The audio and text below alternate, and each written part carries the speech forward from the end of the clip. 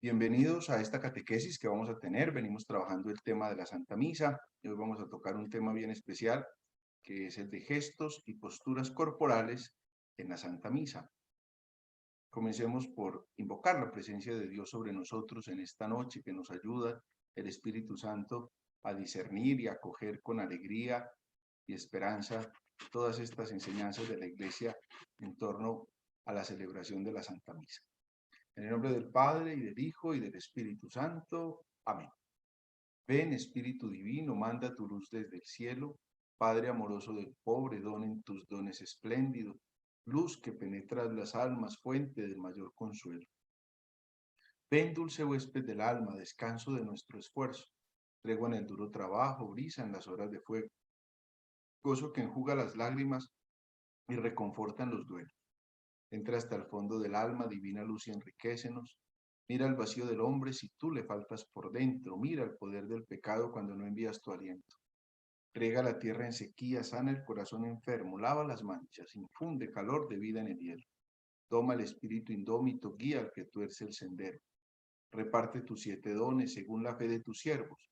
Por tu bondad y tu gracia, dale al esfuerzo su mérito. Salva al que busca salvarse y danos tu gozo eterno. Amén. Vamos entonces a comenzar esta catequesis sobre los gestos y posturas corporales en la misa, y creo que la mejor manera de introducir este argumento es haciendo lectura de lo que nos dice la Instrucción General del Misal Romano, que como ya he tenido ocasión de mencionarles, pues es el documento pontificio que nos indica cómo debemos actuar, cómo debemos proceder frente a la celebración de la Santa Misa. Y dice esa Instrucción General en el número 42.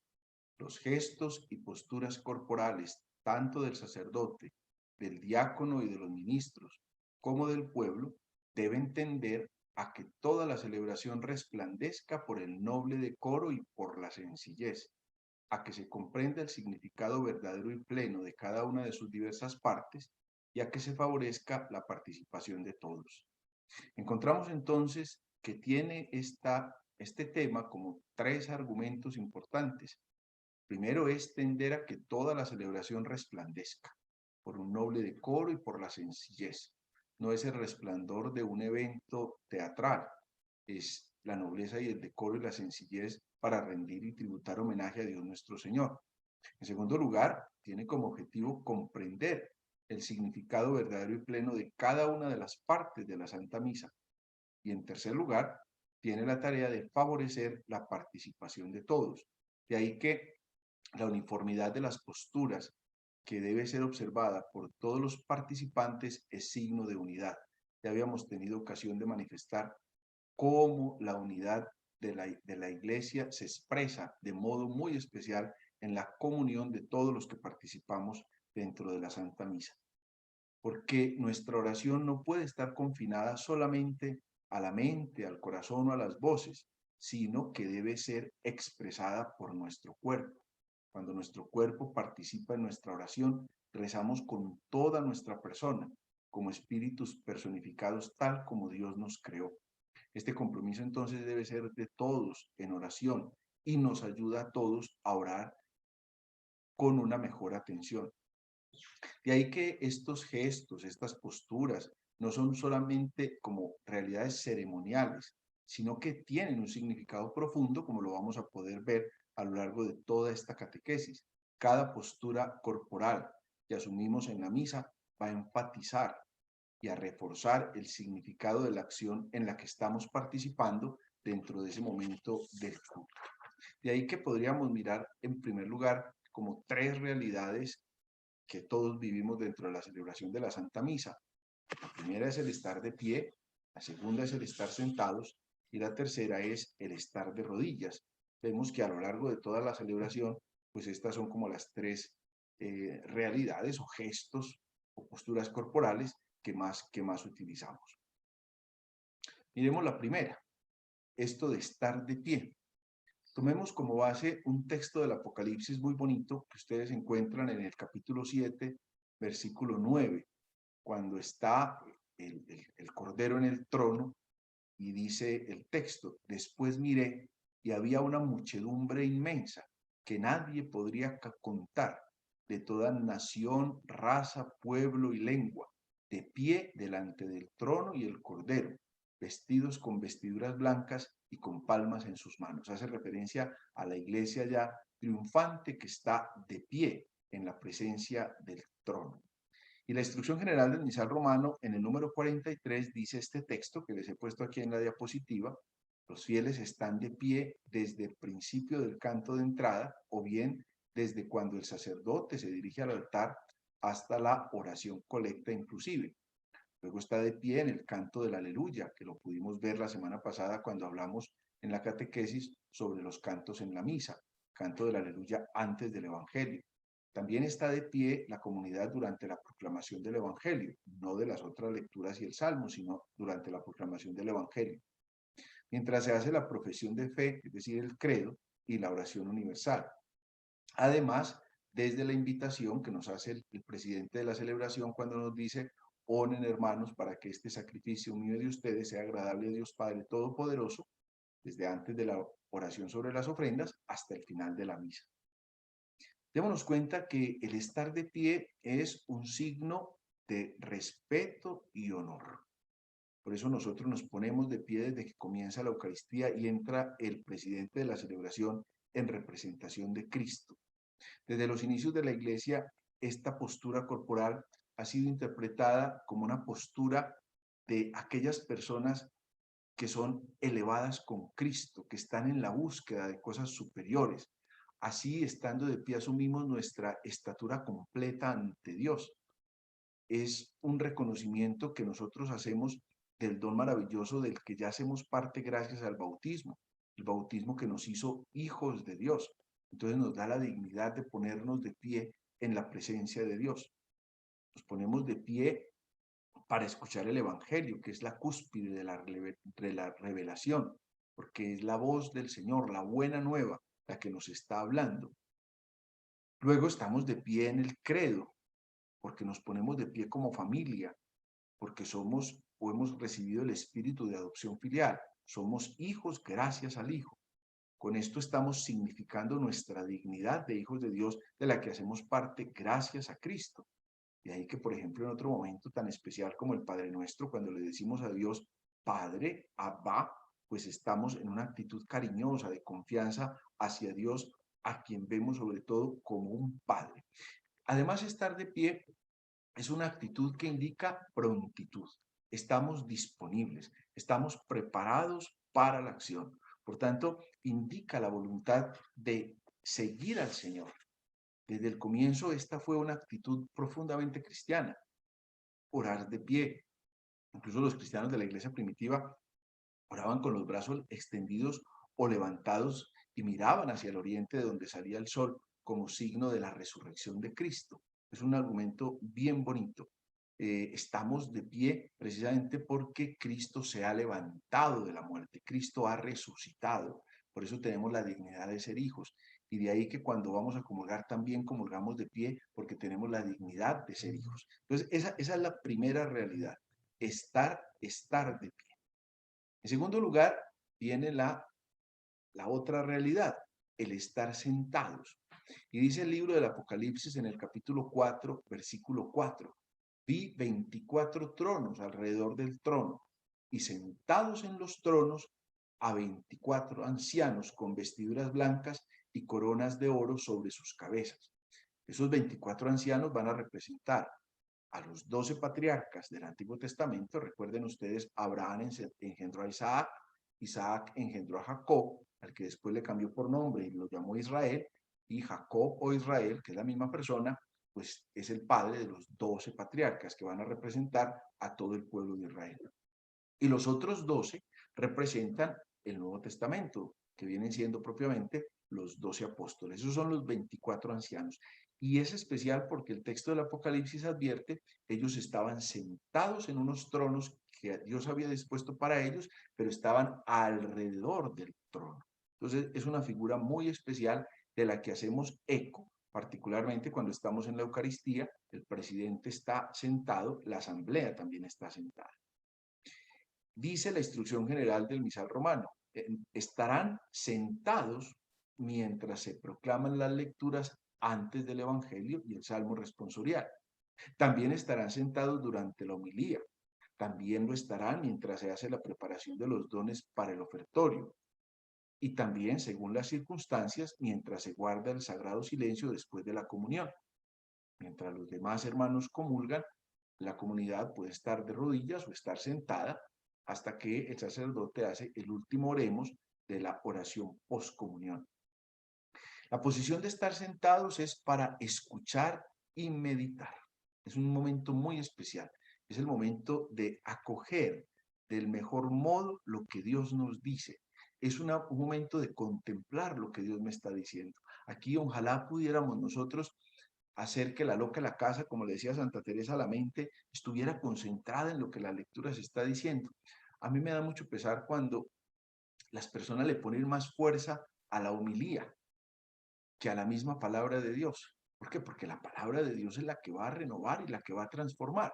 Sin duda la homilía es un momento que nos hace el presidente o uno de los sacerdotes o uno de los diáconos que están en la misa, porque puede predicar en la misa aquel que ha recibido el sacramento del orden, o sea que no necesariamente tiene que predicar el presidente.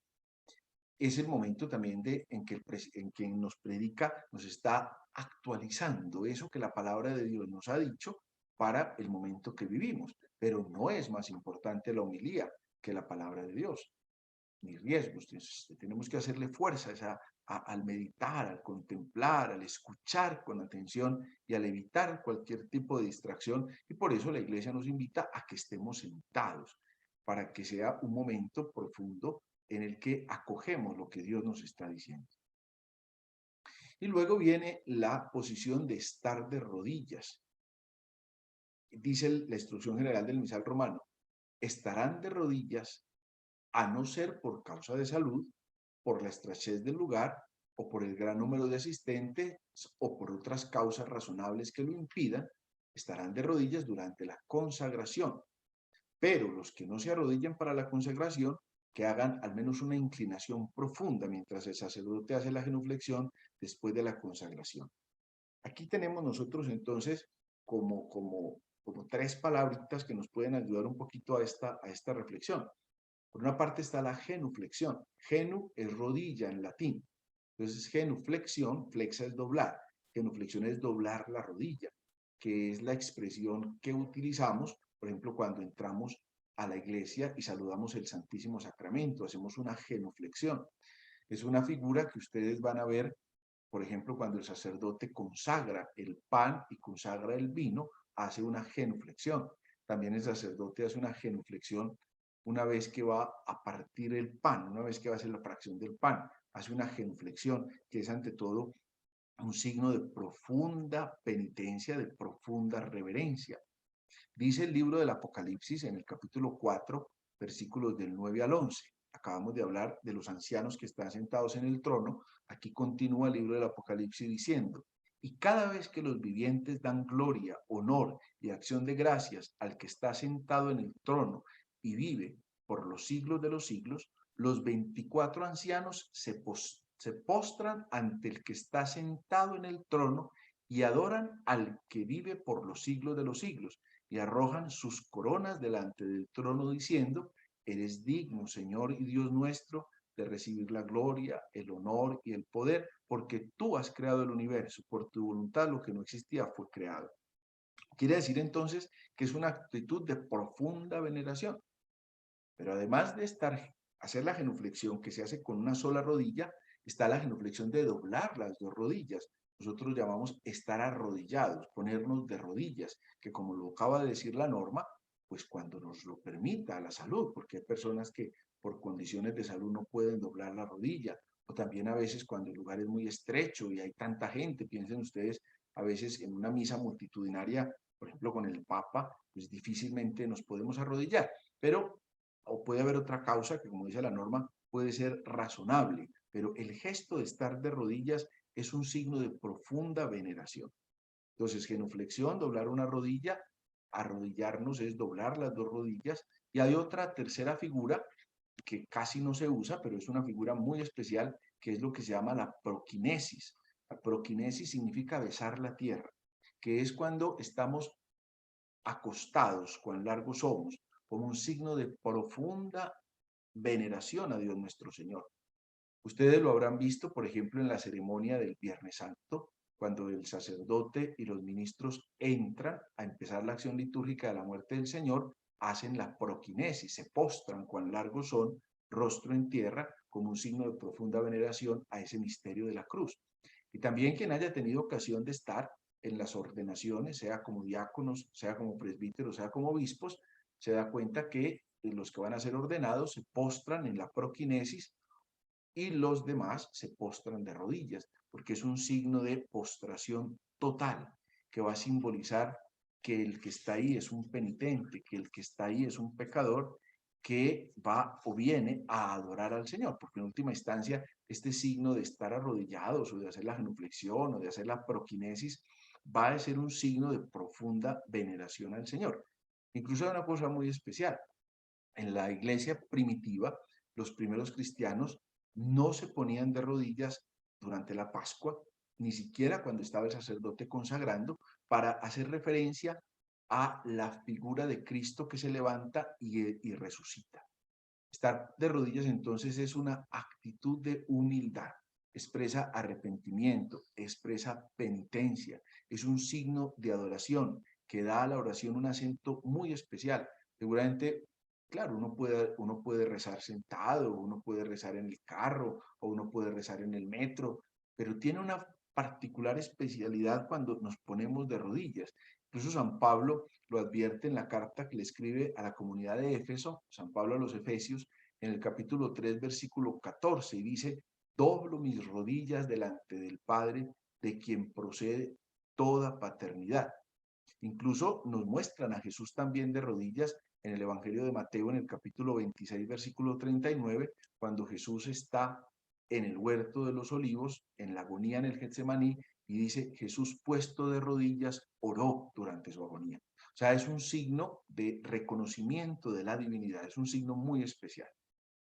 Además de estos tres signos, del estar de pie, del estar sentados o del estar de rodillas, vienen también los momentos de las acciones que se realizan en la misa y particularmente las procesiones.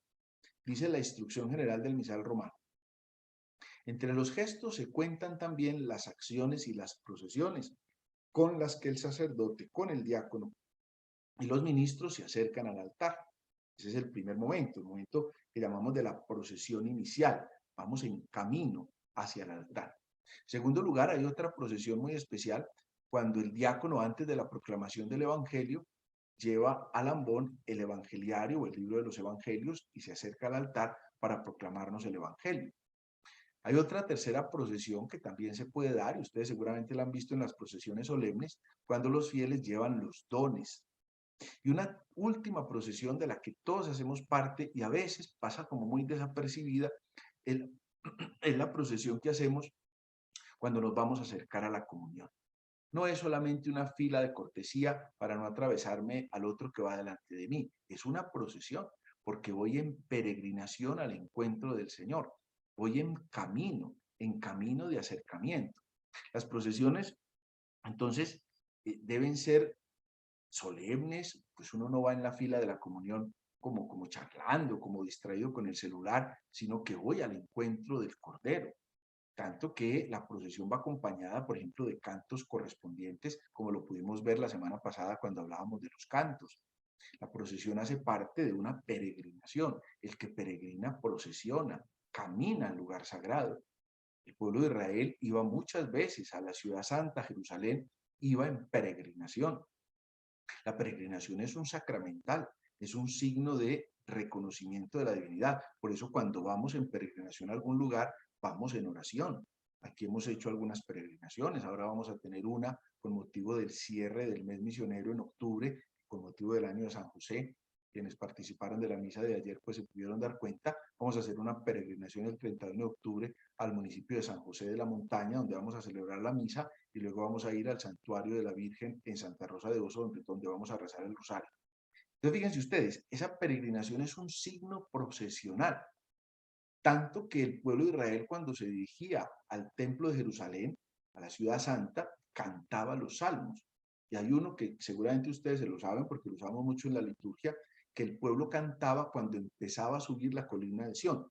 La colina de Sión es una breve, pequeña colina sobre la que está sentada la ciudad de Jerusalén. Cuando ellos pisaban la colina de Sión, entonces empezaban a cantar: qué alegría cuando me dijeron, vamos a la casa del Señor, ya están pisando nuestros pies tus umbrales, Jerusalén. Y continúa el salmo. Es un momento entonces especial. La procesión es un momento de preparación paulatina al encuentro del Señor. Es un momento muy bonito. Incluso en la ceremonia del bautismo, al niño antes se le recibía en la puerta para entrarlo en procesión hacia el altar. Los mismos novios, cuando van a entrar a bendecir su matrimonio, entran en procesión a la iglesia porque van precisamente al encuentro del Señor. Entonces, estas acciones procesionales tienen un carácter de meditación profunda. Voy caminando al encuentro del Señor. Piensen, por ejemplo, el Domingo de Ramos, caminamos en procesión acompañando al Señor con las palmas, pero vamos y terminamos en la Eucaristía. Fíjense que es un camino de preparación. La procesión es un momento de preparación. Me está disponiendo cada vez que camino al encuentro con. De ahí que cuando vuelvan a acercarse a comunión, sientan que usted va en procesión. No es una fila de cortesía, vuelvo y lo repito. Es un momento procesional. Me estoy acercando al encuentro con el Señor. Otro signo bastante relevante que encontramos dentro de la celebración de la misa es el signo de la señal de la cruz. Piensen ustedes que los gestos comprometen nuestro cuerpo en la oración.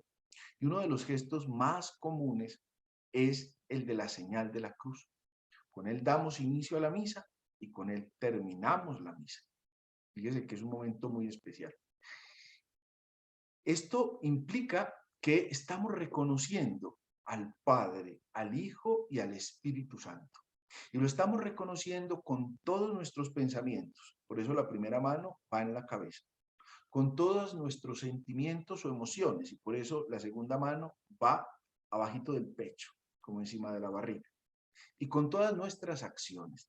Cuando yo le enseño a los niños de catequesis el modo de persinarse, les digo, de la cabeza al pecho, del hombro izquierdo hasta el derecho.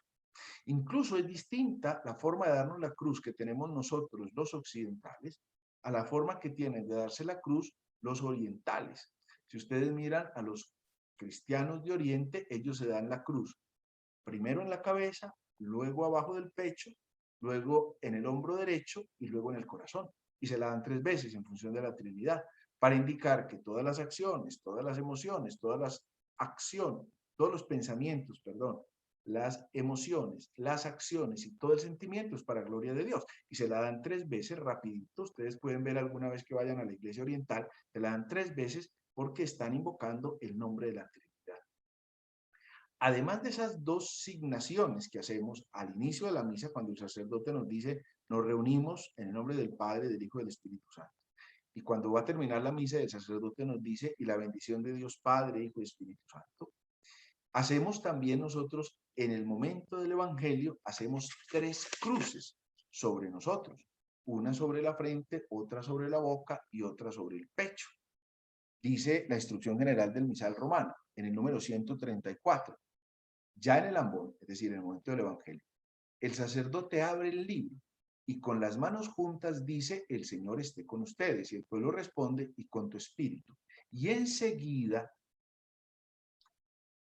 lectura del Santo Evangelio, signando con el pulgar el libro, y asimismo en la frente, en la boca y en el pecho. Y lo hacen todos los demás.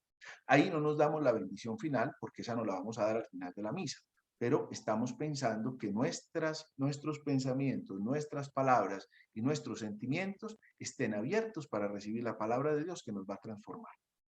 La cruz recoge toda la teología sobre Dios, es decir, sobre el misterio de la salvación en Cristo, sobre la vida cristiana. La cruz, podríamos decir así, es todo un discurso, porque nos presenta a un Dios trascendente, pero cercano, que ha querido vencer al mundo con su propio dolor.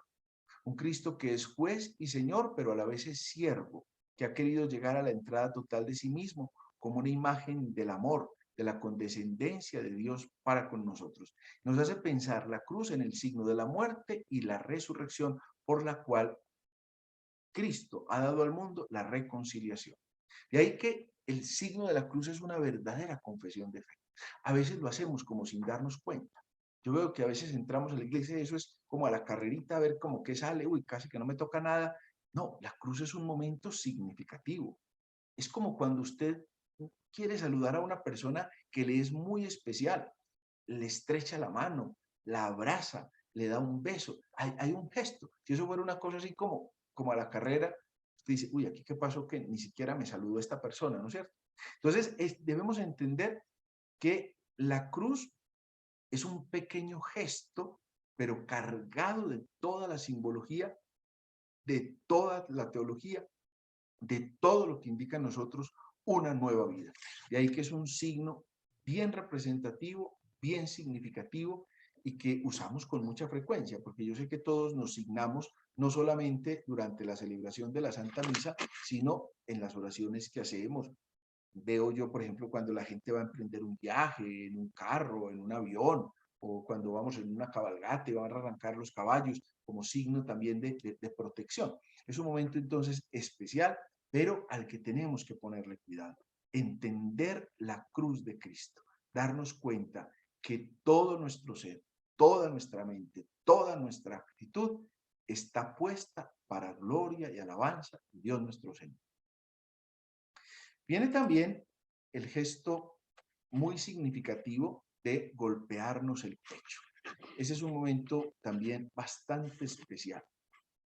Dice la instrucción general del misal romano, a las palabras y del yo pecador, nosotros unimos el golpe en el pecho porque es un gesto penitencial, un gesto de humildad. Es uno de los gestos, digámoslo así, más populares, al menos frente a lo representativo. Démonos cuenta que ya en la Sagrada Escritura encontramos ese texto, ese gesto, perdón. Recordarán ustedes en el capítulo 18 de San Lucas que llegan ante el Señor, ante en el templo, un fariseo y un publicano. El fariseo está de pie en la presencia de Dios, diciendo lo bueno que es, cómo él sí paga el diezmo, cómo él sí cumple con las obligaciones. Y dice en cambio con relación al fariseo, al publicano, perdón, el publicano dice, no se atrevía ni a alzar los ojos al cielo, sino que se golpeaba el pecho diciendo, oh Dios, ten compasión de mí, que yo soy un pecador. Fíjese, qué bonito. Y luego el Señor dice, ¿cuál de los dos bajó justificado?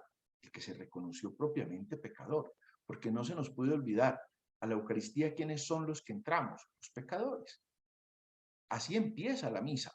Después de que el sacerdote nos invita en el nombre de la Trinidad a reunirnos en el nombre del Padre, del Hijo y del Espíritu Santo, nos saluda en el nombre del Cristo Pascual, el Señor esté con ustedes, o la gracia, la misericordia y la paz de Dios esté siempre con ustedes, o la paz de Dios esté con ustedes, alguno de los gestos del saludo pascual, lo primero que dice es, muy bien, reconozcamos nuestros pecados y pidamos perdón. Cuando hablamos de las oraciones, en la parte de los ritos iniciales, tuvimos ocasión en esa catequesis de hacer mención a eso.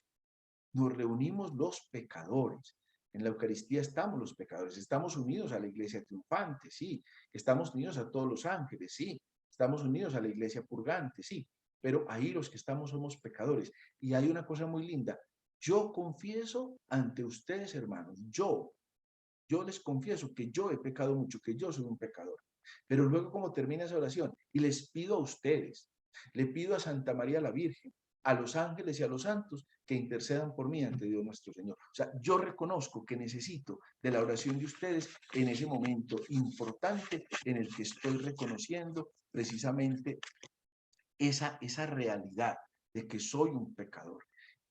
Aparece también incluso en el Evangelio, en Lucas, en el capítulo 23, versículo 48, que la actitud de la muchedumbre ante el gran acontecimiento de la muerte de Cristo es que dice el texto, y todos los que habían acudido a aquel espectáculo, al ver lo que pasaba, se volvieron golpeándose el pecho. Es decir, reconociendo que hay una actitud de pecador, soy yo, y los 5 dedos me están diciendo que soy yo el pecador, porque puede haber un peligro también, y es que yo me sienta tan sobrado y tan bueno que desconozca que soy un pecador, por tanto, caigo como en una soberbia espiritual. Entonces es un gesto muy bonito, que también lo vamos a ver en los sacerdotes, el presidente y los concelebrantes, cuando usan la plegaria eucarística primera. En un momento particular, después de la consagración, dice el que preside, y a nosotros, pecadores, siervos tuyos, que confiamos en tu infinita misericordia. Se golpea el sacerdote y los concelebrantes el pecho en signo de penitencia por todos los que están en ese momento de celebración. Luego viene un gesto que ustedes lo van a ver muy frecuente y son las venias. A veces viene la pregunta, ¿a quién le hago la venia? A mí varias personas me han preguntado, ¿a quién le hacemos la venia? Cuando hablamos de los lugares en la celebración, les hacía mención en esa catequesis de que el lugar central es el altar. El altar representa a Cristo. Por eso cuando el sacerdote, el diácono y los demás ministros entran en procesión al altar, hacen una venia al altar. Y luego se besa al altar, porque el altar representa a Cristo. De ahí que cuando tengo que moverme durante la liturgia, la venia que realizo, la realizo es al altar. El que va, por ejemplo, a hacer una lectura. A veces hay personas que no saben, le tengo que hacer la venia al Cristo, le tengo que hacer la venia a la estatua de Nuestra Señora, o le tengo que hacer la venia al presidente de la misa, o a quién le hago la venia. La venia se le hace al altar. Por ejemplo, cuando los monaguillos tienen que pasar al frente del altar, hacen la venia al altar. Por ejemplo, los recolectores de la ofrenda, cuando van a recoger la limosna, hacen la venia al altar. ¿Por qué? Porque el altar es Cristo. El altar representa a Cristo, que es la roca. El altar conmemora entonces la encarnación de Cristo, que fue concebido por obra y gracia del Espíritu Santo. Incluso cuando se está celebrando la fiesta de Navidad o cuando se celebra la fiesta del anuncio del ángel a María el 25 de marzo, cuando se pronuncian esas palabras, fue concebido por obra y gracia del Espíritu Santo y se encarnó de María la Virgen, el sacerdote y toda la comunidad también hace la venia. Es un momento especial. Incluso cuando se canta el Gloria, en las dos veces que se menciona el nombre de Jesucristo, pues se debe hacer la venia como un profundo respeto, de reconocimiento y de gratitud a Cristo, quien por medio de Dios no dudó un momento en venir a rescatarnos, en venir a salvarnos. Es un momento entonces de reconocimiento, es un momento de veneración distinto al que ya hablamos, de la genuflexión, que es doblar la rodilla, es un gesto de veneración. Por eso dice la instrucción general del misal romano, si alguna persona por algún motivo, por causa de salud, por una causa física, o no hay donde arrodillarnos, estamos muy estrechos y no tenemos forma de arrodillarnos, en el momento en que el sacerdote eleva y presenta el pan convertido en el cuerpo de Cristo y eleva y presenta el cáliz convertido, el vino, perdón, que está dentro del cáliz, convertido en la sangre de Cristo, se hace una profunda veneración como signo de respeto a la divinidad que está presente en esas especies eucarísticas del pan y del vino. Viene luego un gesto muy significativo que es el signo de la paz, que ahora, por esta realidad de la pandemia, pues hemos tenido lastimosamente que omitir, sobre todo porque en nuestra realidad a veces el signo de la paz se convierte en un momento en que todo el mundo pasa y se saluda. Si por ejemplo les ha tocado un matrimonio, entonces todo el mundo piensa que tiene que ir a darle la paz a los novios, porque si no después los novios se enojan con ellos, o si es una realidad de una comunidad, de un grupo, pues como que todo el mundo tiene que salir de su puesto a darse la paz. El signo es simplemente un signo de que estoy en comunión con mis hermanos. Por eso dice la norma, ¿se le da a la derecha o se le da a la izquierda? Dice la norma en el número 82. Sigue el rito de la paz, con el que la Iglesia implora la paz y la unidad para sí misma y para toda la familia humana, y con el que los fieles expresan la comunión eclesial y la mutua caridad antes de la comunión sacramental. En cuanto al signo mismo para dar la paz, establezca la conferencia de obispos el modo, según la idiosincrasia y las costumbres de los pueblos, el modo conveniente. Sin embargo, que cada uno exprese la paz sobriamente solo a los más cercanos a él. Eso dice la norma. No es que tiene que ir por todas partes a darse la paz. Cuando llegó el momento de la pandemia, entonces claro, es darle la mano a este. En cierta medida se convertía en una realidad un poquito difícil porque se la doy a todo el mundo, y entonces ahí es donde tuvieron durante este tiempo que evitarse dar ese gesto simbólico de la paz. En algunas parroquias, algunos padres han dicho, bueno, al menos dense un signo, inclinen la cabeza o salúdense a lo lejos, pero tenemos que contar con la realidad de la comunidad. A pesar de que decimos eso, fíjense que no faltan las personas que quieran dar la paz a tantas personas y algunas personas, con toda razón, pues tienen un poquito de recelo en que les den la mano y demás. No podemos olvidar que es un gesto muy significativo y que no se puede perder. ¿Por qué? Porque se trata no de cualquier paz, se trata de la paz de Cristo. Fíjense que el sacerdote ha dicho antes las palabras de Cristo: mi paz os dejo, mi paz os doy. De ahí que el saludo y el don del Señor que se comunica a los suyos en la Eucaristía. No una paz que conquistemos nosotros con nuestro esfuerzo, sino que es la paz que procede del Señor, que es fruto de la justicia. Si recuerdan la lectura de ayer domingo del libro de la sabiduría, la que leímos, perdón, del libro de Santiago, nos está explicando cómo la paz es un fruto, como don, perdón, es el fruto que surge del don de la sabiduría. Además de que se trata de la paz de Cristo, que es la primera figura, la segunda figura es que es un gesto de fraternidad cristiana y eucarística, porque nos vamos a recibir el cuerpo de Cristo a continuación, después del signo de la paz. Pero para recibir a Cristo en la Eucaristía nos debemos sentir hermanos, nos debemos aceptar los unos a los otros. Darnos entonces la paz es un gesto profundamente religioso, además de ser un gesto humano, de acogida, de reconciliación. Con el de la derecha, con el de la izquierda, estoy recogiendo a toda la comunidad cristiana. Y el último de los elementos, de los signos corporales, de las realidades que les quiero presentar en este día, es el de la incensación. ¿Qué simboliza el incienso? Fíjense que el incienso se utiliza sobre todo en las misas solemnes. No se utiliza en todas las misas, se utiliza en las misas solemnes. El incienso crea una atmósfera agradable, una atmósfera festiva en torno a lo que se inciensa. Es un olor agradable. El perfume que de él se desprende, el incienso siempre es perfumado, incluso venden diferentes tipos de incienso. Yo particularmente aquí en la parroquia, pues mezclo varios inciensos, por eso quien pueda ver la naveta, que es el lugar, como ya les expliqué en la catequesis, que hablamos de esos elementos o vasos sagrados, la naveta, porque tiene forma como de una nave, como de un barquito, pues quien pueda ver el de aquí ve que es de diferentes colores. ¿Por qué? Porque yo mezclo los inciensos y por eso se da un olor agradable, que expresa que nuestra oración sube al cielo. Vea que el incienso, el humo que brota, sube al cielo. En el templo de Jerusalén había un altar de los inciensos donde se quemaban estas figuras. Incluso el Salmo 140 dice: suba mi oración como incienso a tu presencia, porque es un signo de que la oración se eleva hacia Dios, que la oración que toda la comunidad está realizando se eleva hacia Dios. Es una actitud de ofrenda, una actitud de sacrificio de los creyentes hacia Dios. Se eleva la ofrenda, se eleva la oración. Por eso se inciensa en diferentes momentos, durante las misas solemnes. El primero de los momentos es cuando el sacerdote besa el altar, en la procesión inicial. Entonces, inciensa el altar, inciensa el Cristo.